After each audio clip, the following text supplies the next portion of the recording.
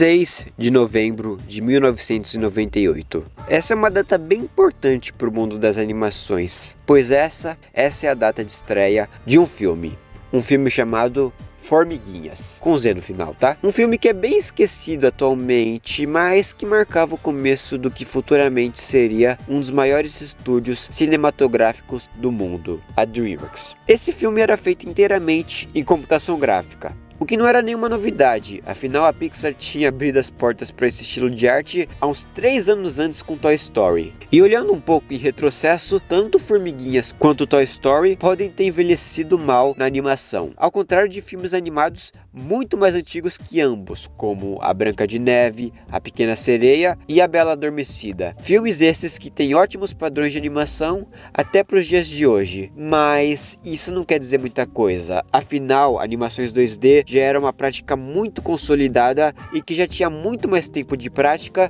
e estudo, ao contrário do CGI, que era uma tecnologia nova e que tinha muito a oferecer, muito mesmo, tanto que se tu vê, as maiores bilheterias das animações são de animações em 3D. Mas ao contrário da Pixar, a DreamWorks seguiu por outros caminhos. Ela não focou inteiramente em animação 3D, tanto que no mesmo ano de Formiguinhas, a DreamWorks lançava O Príncipe do Egito. E esse filme em específico, deixava bem nítido todas as ambições do estúdio. A história de Moisés não é qualquer história. Ela é uma das bases da narrativa ocidental, junto com mitos gregos, peças de Shakespeare, e enfim, você já deve ter ouvido falar de Jornada do Herói e blá blá blá. E todas essas histórias são histórias que inspiraram os romances, que inspiraram os filmes que você tanto ama. Então o êxodo sendo recontado aos moldes da renascença da Disney não era qualquer projeto de filminho, era simplesmente um dos projetos mais ambiciosos da história do cinema. E toda essa ambição parecia muito que o filme queria provar algo, mas provar pra quem? E até parecia algo meio pessoal,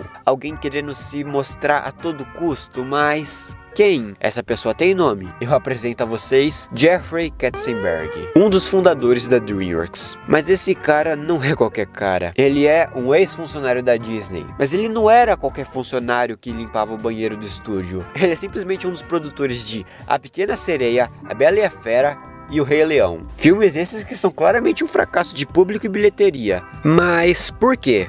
Por que exatamente esse cabra saiu do status de o maior produtor da Disney para uma das mentes que fundou um estúdio que tinha tudo para dar errado? Existem alguns sentimentos que vão além da racionalidade humana. E pelo fato do Katzenberg ter produzido todos esses filmes que fizeram muito sucesso na Disney, ele queria ser promovido para presidente, mas adivinha? Não rolou. E quando ele ficou sabendo que ele não ia ser presidente, ele ficou surtado e isso ocasionou nele pedindo demissão. O que assim, pode parecer um comportamento de uma criança mimada, mas pensa assim, você fez com que a Disney se tornasse o maior estúdio cinematográfico de todos os tempos. E você não ter o cargo de presidente da Disney Animation é algo meio frustrante, até porque todos esses produtores encheram a cabeça do Katzenberg de sonhos.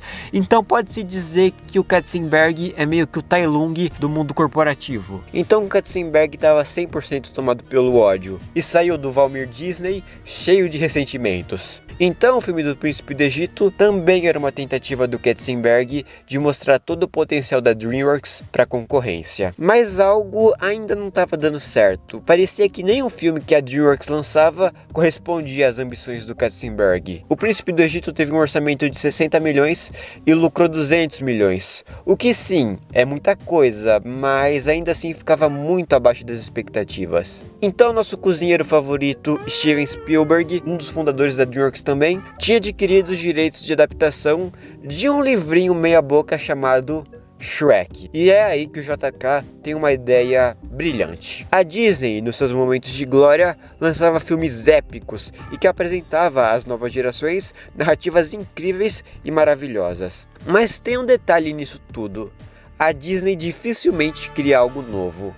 Os filmes mais famosos do estúdio e até as princesas mais famosas da Disney são todas baseadas em contos antigos e que todas elas são de domínio público. Então você pode fazer a sua própria versão da maioria das princesas da Disney que não vai acontecer nada contigo. Mas enfim, a Disney se apropria de narrativas clássicas e as vende como se fosse dela. E assim, não tem nada de errado nisso. Não, muito pelo contrário. A maioria desses contos são bem datados e com morais que só não pegam bem atualmente.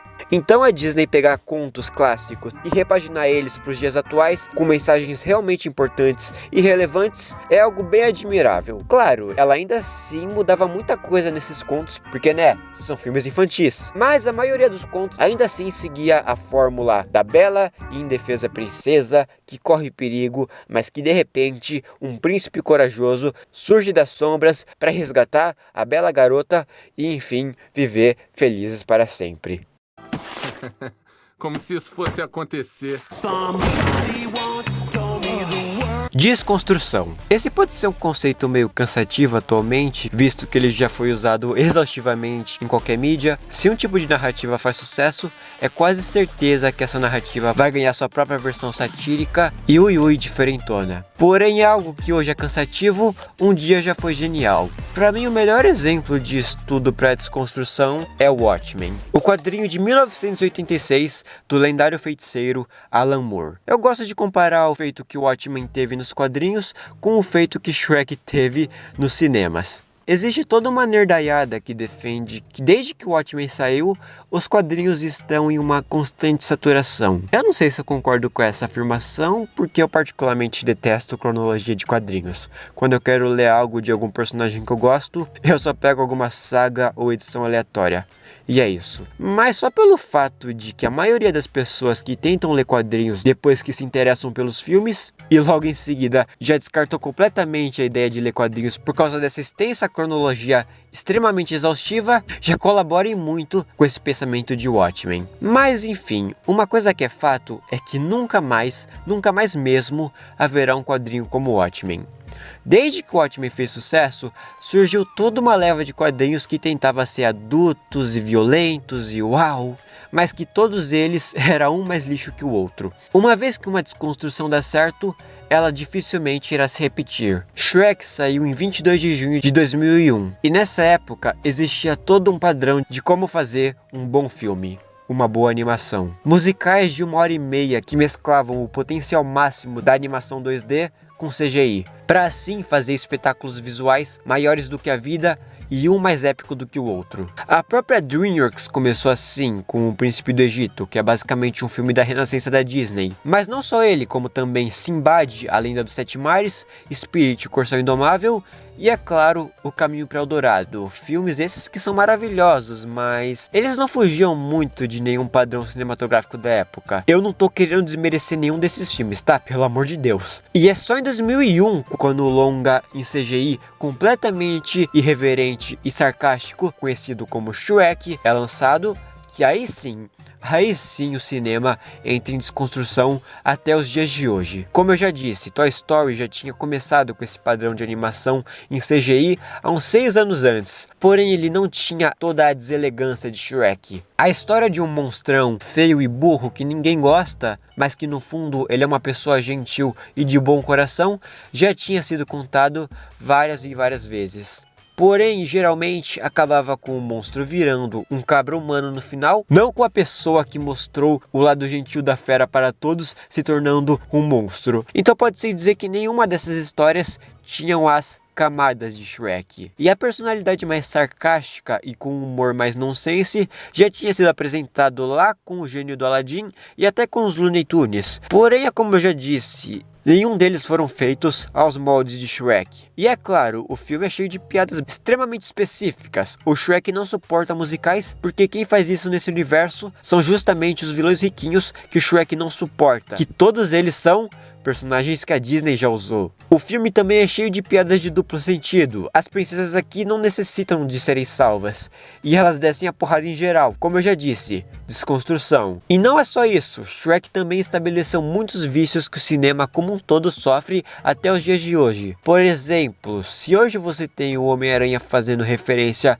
a Star Wars no meio de uma batalha, é porque a Fiona fazia referência a Matrix e Homem-Aranha há muito tempo antes. Se a Illumination coloca músicas pop extremamente mal colocadas em seus filmes, é porque Shrek popularizou isso de colocar músicas pop no meio do filme, só que a diferença é que as músicas pop de Shrek eram bem colocadas no filme. É como eu já disse, ele pode não ter sido o primeiro filme a fazer muitas dessas coisas, mas nenhum filme feito antes tinha o molde de Shrek. Pra vocês terem ideia, Shrek foi um impacto tão grande que após a sua estreia, vários filmes tentaram replicar essa ideia de recontar contos clássicos de forma satírica e humorada, com muita referência e humor autoconsciente. Porém, nenhum deles tinha a essência de Shrek. Deu a louca na Chapeuzinho 1 e 2 são filmes muito bons e divertidos, porém fica nítido que eles estavam tentando surfar na onda de Shrek. Nada contra Deu a louca na Chapeuzinho, muito pelo contrário, esse filme é hilário. E é claro, a própria Disney tentou fazer a sua versão de Shrek.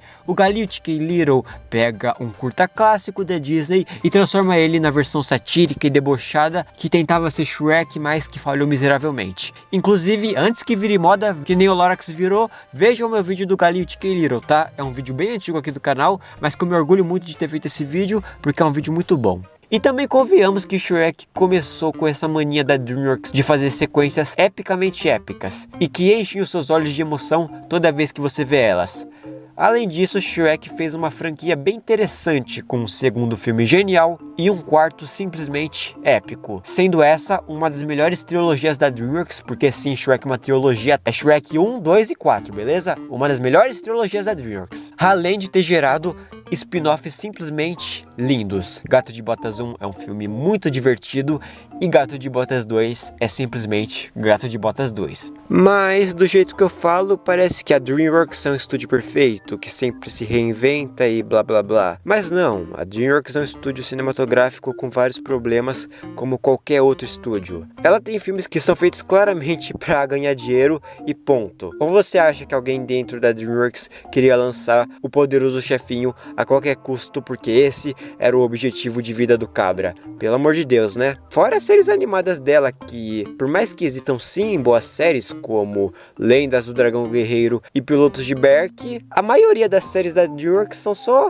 feias e irritantes. E se aparecer algum fã aí de Cavaleiro Dragão ou Dragões 9 Reinos, eu sinceramente vou surtar, tá? E mais recentemente, enquanto eu escrevi esse vídeo, surge a notícia de um live action de Como Treinar o Seu Dragão. E eu não quero nem saber se é a DreamWorks ou não que tá produzindo isso, só a ideia de um live action de Como Treinar Seu Dragão já é ridícula. Tá querendo ser a Disney ou DreamWorks? Olha esses dragões realistas que estavam expostos na exposição da DreamWorks aqui em SP. E me diz se não é um mais burro que o outro. Só o Nyder que tá legal. Ela tá lindona. É um estúdio com decisões ridículas e burras, como qualquer outro estúdio. A diferença é que entre Um Poderoso Chefinho 1 e 2, eu sei que eu vou ter um Caras Maus ou um Gato de Botas 2 eventualmente. Filmes esses que realmente tentam ser criativos e únicos, do mesmo jeito que Shrek foi há uns 22 anos atrás. E é por essas e outras que eu digo que nunca mais haverá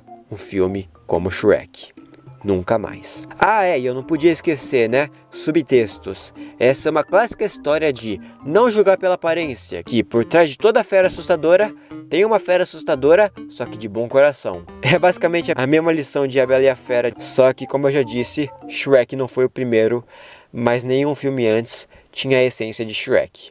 Bom, então é isso, espero que tenham gostado, considere compartilhar porque ajuda bastante. Se vocês quiserem ver mais sobre toda essa treta do Katzenberg com a Disney e como tudo isso resultou na criação da DreamWorks e do Shrek, eu recomendo vocês verem o vídeo da Sugar Rush, que ela entra em mais detalhes sobre toda essa briga. É um vídeo muito bom, eu recomendo. E me segue lá no Instagram, porque eu sou bem ativo por lá e eu posto muita coisa lá. Beleza? E para quem quiser apoiar o canal, a opção Seja Membro tá disponível aí para quem puder contribuir com o canal e tá ajudando ele. Eu não vou entrar muito em detalhes nisso, porque assim que você clicar nessa opção, você vai estar sendo redirecionado para um vídeo que explica melhor toda a situação e por que eu tô ativando essa opção. Beleza? Então é isso. Espero que tenham gostado. Nós nos vemos no meu próximo vídeo. Eu acho. Até mais!